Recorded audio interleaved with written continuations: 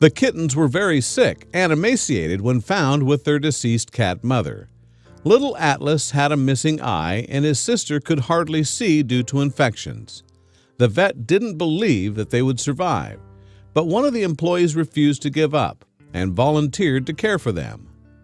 "I agree to the expensive endeavor of fostering them because I am a sucker for an undercat," she said. Atlas was on the verge of death for over a week and had to be bottle-fed every few hours. Shortly thereafter, we found out that he had distemper. She paid out of pocket for the medication to keep him alive. After a week of round-the-clock care, eye medication, deworming, and plenty of good food, the two kittens looked significantly better. Though they were still sneezing and wheezing, they were improving, and that was enough for the caregiver to keep fighting for them. Atlas shrieked if he wasn't being actively held by me, so he hung out in my pocket at work, and occasionally happy squawks emerged from my scrubs, much to the surprise and delight of my patients. Cambria stood in front of every new thing they encountered to protect her little brother from it. Everything was scary, and they needed constant reassurance.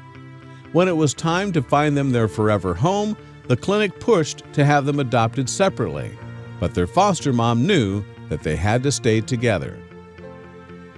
The vet clinic and I opted to mutually part ways. Dad came home to find me jobless, with 2 permanent additions to the family. The feline siblings snuggled up to their new canine brother and decided to join him in his crate.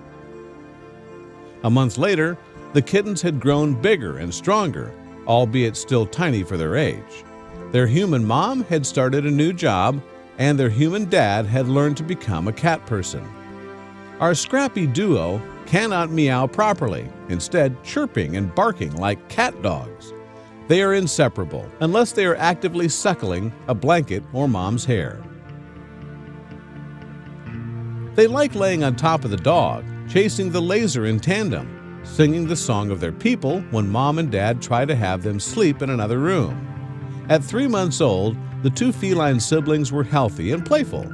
Atlas was able to keep his one eye, and their personalities began to shine through. Cambria likes to collect things. She's very quiet unless she's playing fetch. Then she trills nonstop. Atlas is all chirps, barking, and sounds just like the poison-spitting dinosaur in Jurassic Park.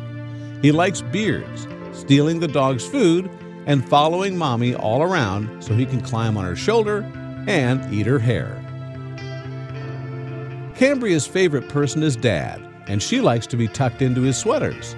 Dad turns to Mom quietly one evening and says, "Hey, I love them." The 2 partners in crime have blossomed into rambunctious mischief makers, constantly plotting new antics around the house. Atlas is now the bathroom supervisor. He may only have one eye, but there's nothing that can escape his incredibly sharp vision. Cambria has grown up to be a stunner. Their human mom refused to give up despite all the odds against them and brought them back from the brink. Look at them now.